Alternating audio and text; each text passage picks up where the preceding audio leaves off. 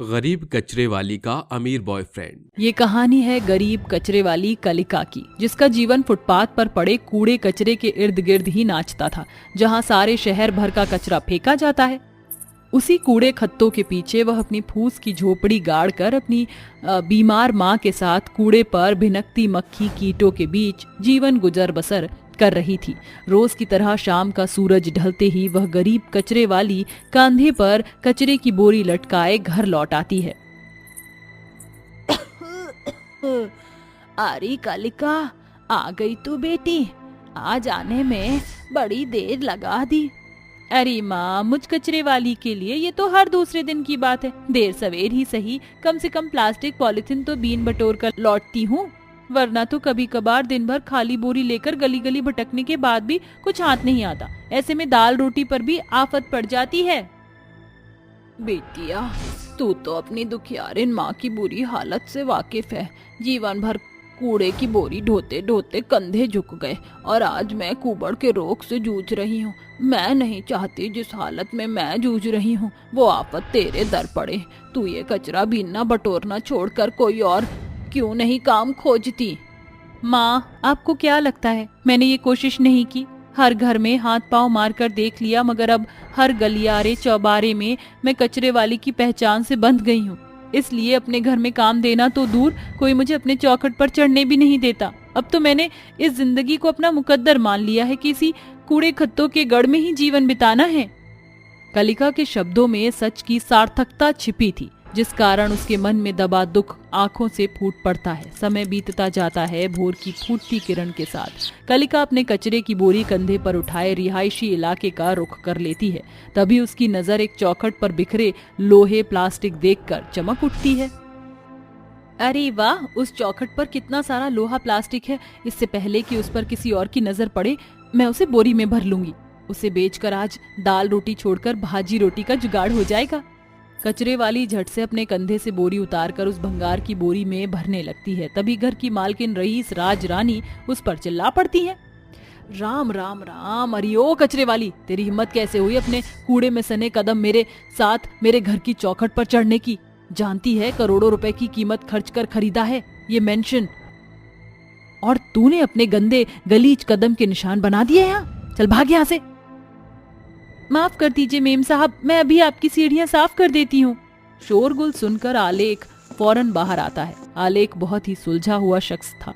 उसके दिल में हर गरीब के लिए बड़ी दया भावना थी। अरे क्या हुआ माँ, क्यों बिगड़ रही हो? क्यों बिगड़ रही हो उस बेचारी पर? देखो आपकी डांट फटकार सुनकर कैसे सहमी खड़ी है। अरे बेटा, तू नहीं जानता, ये कूड़े कचरे वाले ना अपने में मदमस्त होते हैं। कूड़ा कचरा देखते ही कूद पड़ते हैं। राजरानी की रूखी बोली को सुनकर कलिका की आंखों में ठहरे आंसू चेहरे पर बह जाते हैं। वह बिलखते हुए बोलती है, मेम साहब, अगर हम कूड़े कचरे वाले ना हो तो आपकी सोसाइटी की साफ सड़कों को कबाड़ बनने में देर नहीं लगेगी, समझी? गरीब कचरे वाली का करारा जवाब सुनकर राजरानी के मुंह पर चुप्पी की चपत जड़ जाती है। वहीं उसकी बातें आलेख के मन में घर कर जाती हैं। आलेख सारी रात उसके शब्दों की सार्थकता में डूबा रहता है। अगले दिन कलिका सभी के घर का कचरा लेने के बाद आखिर में राजरानी के चौखट पर खड़ी बुलाहट लगाती है। मेम साहब, मेम साहब, कचरा दे दो। अरे साहब, आप?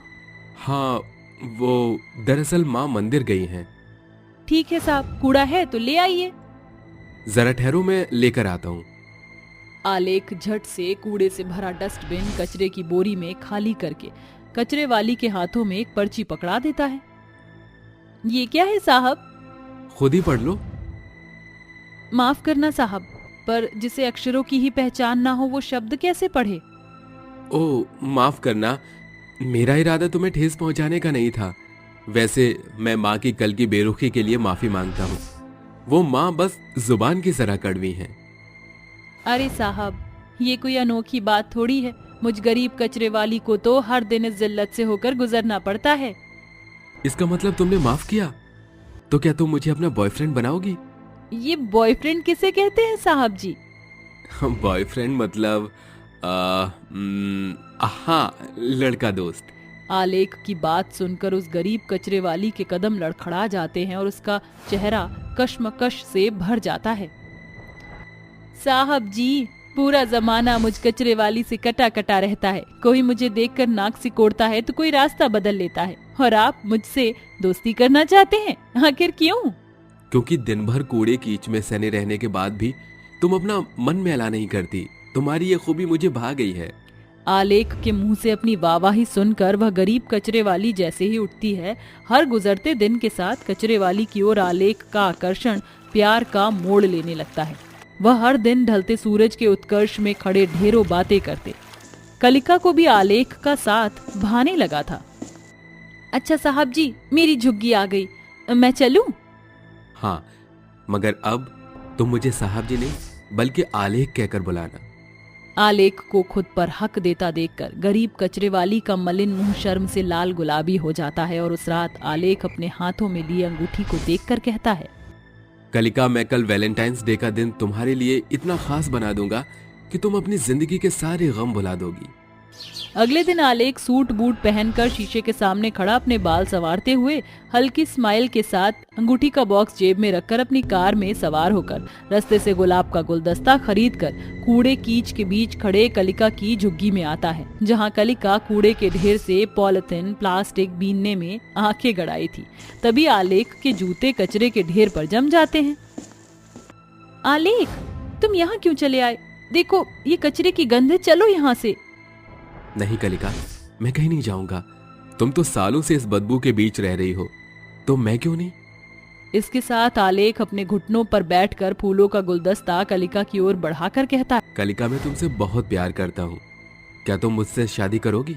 ये सुनकर कलिका के हाथों से कचरे की बोरी छूट पड़ती है और वह आलेख को गले लगकर कहती है, हाँ आलेख, मैं इस कीच के थाक से बाहर निकलना चाहती हूँ, तुम्हारे साथ जीना चाहती हूँ, हंसना चाहती हूँ। उसी शाम आलेख अपनी माँ के सामने ये बात रखता है। अरे दिमाग तो नहीं फिर गया है तेरा आलेख? कहाँ तू रही इस राजरानी का बेटा? कहाँ वह भंगार कबाड़ चुनने वाली कचरे वाली? उसे शादी होना मन की मिठाई खाजा समझा? अपनी माँ की मनाही सुनकर आलेख खामोश खड़ा रह जाता है। अगले दिन कलिका कचरे की बोरी लिए वहां आती है। तभी सोसाइटी का एक बूढ़ा शशिकांत ठेस लगने के कारण जमीन पर गिर जाता है। साहब जी, आप ठीक तो हैं? कहीं चोट तो नहीं आई? कलिका उसे एक कुर्सी पर बैठा देती है, मगर शशिकांत उसे दूर धकेल कर कुड़कुड़ करता है, अरे दूर हट, दो कौड़ी की कचरे वाली कहीं की, बड़ी आई मदद की मसीहा बनने वाली, कूड़ा कबाड़ा बीनने वाले हाथों से छू दिया घर, जाकर फिर नहाना पड़ेगा। चल दफा हो यहाँ से। जाती हूँ, माफ कर देना साहब जी, इस गरीब कचरे वाली से गलती हो गई। दरवाजे पर खड़ी राजरानी ये माहौल देख रही होती है। तभी आलेख उसकी खूबी का बखान करता है। देखा माँ, आज फिर इस गरीब को मदद की बजाय, शाबाशी की बजाय जिल्लत मिली। उसका काम कचरा उठाने का है, इसलिए हम जैसे अमीर लोगों ने छोटा काम करने का एहसास जताकर उनके साथ अपनी रईसी का रुआब झाड़ते हैं। ये हमारे समाज की कैसी दोहरी दोगली रिवायत है, जहां समाज को साफ सुथरा रखने वालों का एहसान मानने की बजाय उनके साथ ऐसा भद्दा सलूक होता है, जो शुरू तो हर घर से होता है मगर समाज में महामारी के जैसे फैल जाता है। अपने बेटे के कटाक्ष बातों से राजरानी के दिलो दिमाग पर चढ़ा गुरूर मिट जाता है, जिसके बाद कचरे वाली को बहू बनाने का ऐतराज इकरार में बदल जाता है। बेटा तू ठीक कह रहा है, अपनी माँ को माफ कर दे, मैंने उस बेचारी को समझने बुझने में भूल कर दी, अब वही इस घर की बहू बनेगी। राजरानी की रजामंदी जानकर आलेख खुशी से झूम उठता है, जिसके बाद आलेख और कलिका की शादी हो जाती है। उस गरीब कचरे वाली ने कहाँ सोचा था कि कीच के थाक से उठकर सीधे उसे महलों की रानी का जीवन मिलेगा। सुलेखा रसोई घर का काम निपटाकर थकी हारी अपने कमरे का रुख कर रही थी। तभी अचानक सोफे पर बैठी सास गोमती बोल पड़ी, अरे ओ महारानी, कहाँ चल दी ठुमक ठुमक कर? बस कमरे में जा रही हूँ माँ जी, सारा काम खत्म कर दिया है, बर्तन भी मांज दिए और रसोई भी साफ कर दी है। बस तेरी यही बुरी लत मेरी आंखों में खटकती है। बहू रानी जब देखो अपने मुंह मियां मिट्ठू बनने में मदमस्त रहती हैं। रूबी बहू का सर फटा जा रहा है, उसके लिए कड़क कॉफी बनाकर कमरे में दे आ। बेचारी बहू भोर की पहली किरण के साथ सारा दिन ससुराल वालों की जी हुजूरी से थक कर चूर होने के बावजूद कॉफी बनाने के लिए किचन की ओर कदम बढ़ा लेती है। कुछ देर बाद कॉफी लेकर कमरे में आती है, जहां उसका पति राजेश उसकी सौतन रूबी की बाहों में लिपटा हुआ था। तभी रूबी उस पर बिगड़ पड़ती है।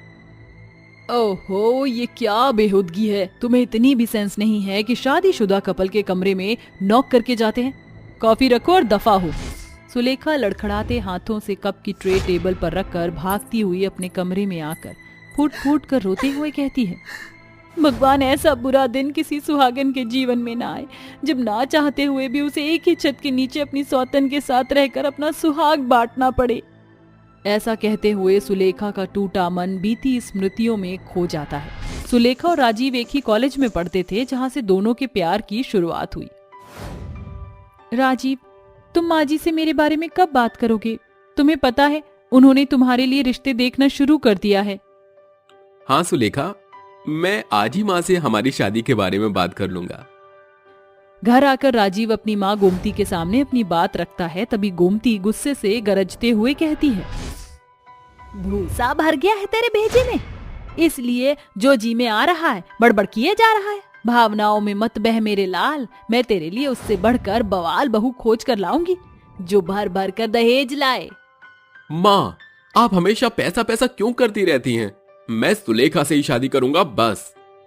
राजीव को जिद पर अड़ा देखकर गोमती हार मानकर सुलेखा से उसकी शादी करवा देती है, मगर मन ही मन बहू के लिए साजिश बुनने लगती है। भले ही तूने मेरा बेटा मुझसे छीन लिया, मगर अब तू देखती जा बहू रानी, तेरे मुकद्दर में इतने कांटे बोऊंगी कि उकता कर अपनी गठरी उठाकर मायके दौड़ लगा लेगी। अगली सुबह। क्या हुआ मेरे लाल? लगता है लाडो रानी अब तक उठी नहीं है, इसलिए खाने की मेज सोनी पड़ी है। माँ जी, खाना तो कब का बन गया, बस आपका इंतजार कर रहे थे। आज मेरी पहली रसोई थी ना, देर सवेर से कैसे उठ सकती थी। चलिए चक्कर बताइए कैसा बना है खाना। शातिर सास खाने का एक निवाला खाते ही अपनी नाटकबाजी का धमाका फोड़ती है। ई यारी ओ कमबख्त, पूरी मिर्च की बर्नीस पनीर भाजी में ही पलट दिया है क्या? जुबान जला दी। ऐसा खाना खिलाकर सास की सेहत के साथ खिलवाड़ करना चाहती है। मुझे नहीं खाना ये सब। सास के ढोंग से पति का मिजाज भी बहू पर बिगड़ जाता है। समय बीतता है, सास बहू को घर से भगाने की कोई कसर नहीं छोड़ती, मगर बहू सूझबूझ से बात को संभाल लेती। समय ढलता गया, देखते ही देखते 2 साल बीत गए, मगर सास अपनी साजिश में सफल ना हो सकी। सारे जतन करके देख लिए, मगर ये ढीठ मेरे घर से टस से मस नहीं हो रही। सोच गोमती, कुछ सोच। रात भर की सोच के बाद अगली सुबह गोमती कहती है, अरे ओ महारानी, जल्दी से हुलिया ठीक करके आजा, आज डॉक्टर साहब के पास जाना है। जी ठीक है माँ जी। कुछ ही देर में सास बहू अस्पताल आती हैं, जहाँ सुलेखा की जांच पड़ताल होती है। टेस्ट की रिपोर्ट थोड़ी देर में मिल जाएगी, आप थोड़ा इंतजार कीजिए। कुछ ही देर बाद टेस्ट की रिपोर्ट आ जाती है। क्या बात है डॉक्टर साहब, आप चुप क्यों हैं? क्या लिखा है रिपोर्ट में? देखिए, रिपोर्ट के हिसाब से आपकी बहू कभी मां नहीं बन सकती।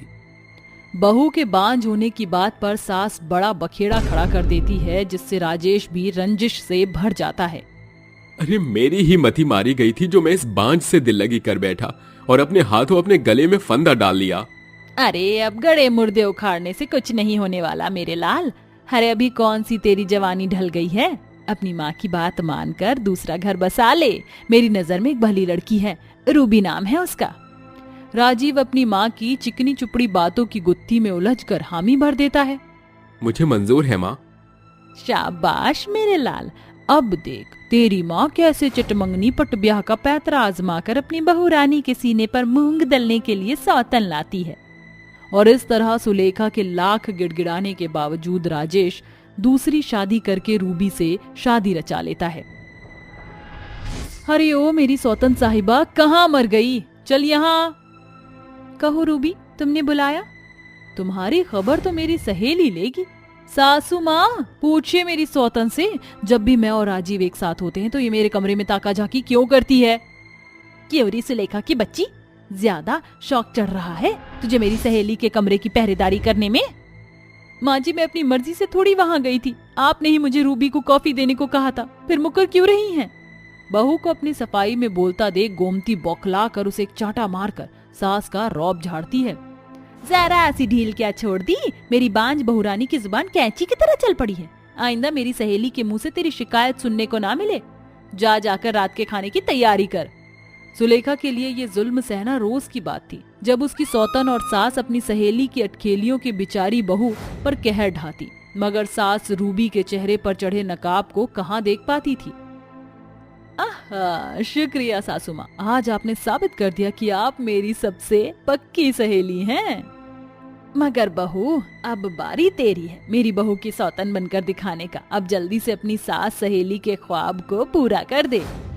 सास की आस को दोहराता देखकर सौतन का मुंह फीका पड़ जाता है और वह तलवे रगड़ते हुए मन में बोलती है, ये बुढ़िया एक ही बात पर अड़ गई है, मुझे राजीव से बात करनी ही होगी। उस रात जब राजीव घर आता है तब रूबी कहती है, राजीव, अब मैं तुम्हारी बोरिंग माँ और बॉडम बीवी के साथ और नहीं रह सकती। जब देखो बुढ़िया बच्चे की राग लगाए रहती है। रूबी की ऐसी बातें सुनकर दरवाजे पर खड़ी सास के होश उड़ जाते हैं और वह बोलती है, जिस बहू पर मैंने आंख मूंद कर भरोसा किया, उसे सहेली समझा, उसके दिल में मेरे लिए इतनी खटास है। ये सोचकर सास की आंखों में आंसू ठहर जाते हैं। तभी सास को इस हालत में देखकर सुलेखा कहती है, क्या हुआ सासू माँ, आप इतनी परेशान क्यों हैं? गोमती फफनते हुए अपनी बहू को सब कुछ बताती है। सुलेखा बहू, मुझे माफ कर दो, मैंने ताव में आकर इस घर में तेरी सौतन ले आई, जो हम सास बहू को बेघर करने की साजिश बुन रही है। सासू माँ, संभालिए खुद को, हमें होशियारी से काम लेना होगा। ऐसे ही 2 दिन बीत जाते हैं और एक दिन रूबी हॉल में आती है तो उसका सूटकेस दरवाजे पर रखा होता है। ये तो मेरा सूटकेस है, इसे यहाँ किसने रखा? मैंने, मेरी सौतन साहिबा, क्योंकि तुम इस घर से जा रही हो। क्या बकवास कर रही हो? शायद तुम भूल गई हो कि सासू माँ खुद गाजे बाजे के साथ मुझे बहू बनाकर लाई हैं, क्योंकि तुम बांझ थी। मगर अब उस बांझपन के बादल छट गए। आप क्या कहना चाहती हैं माँ? राजीव, सुलेखा बहू में कोई खोट नहीं। कल डॉक्टर साहब का फोन आया था, उन्होंने बताया कि बहू की फाइल फेर बदल होने के कारण गलतफहमी हुई, जिसका फायदा उठाकर रूबी तुझे हमसे छीनना चाहती थी, मगर भगवान ने ऐसा अंधेर होने से बचा लिया और इसका सहेलीपन का ढोंग मेरी आंखों के सामने आ गया। जाओ रूबी। हाँ, जा रही हूँ। वैसे भी तुम जैसे 3rd क्लास लोग मेरे लायक नहीं हो। आखिर में रूबी अपनी झूठी शान की ऐठ दिखाकर वहाँ से चली जाती है। वहीं सुलेखा के जीवन से सौतन का साया टल जाता है और उसे उसका खोया हुआ मान वापस मिल जाता है। कहते हैं ना कि किसी चीज को शिद्दत से चाहो तो पूरी कायनात उसे आपसे मिलाकर ही छोड़ती है। ये सुलेखा के खराई का कारण ही था, जिससे उसने बिखरे रिश्ते को फिर एक बार बटोर लिया था।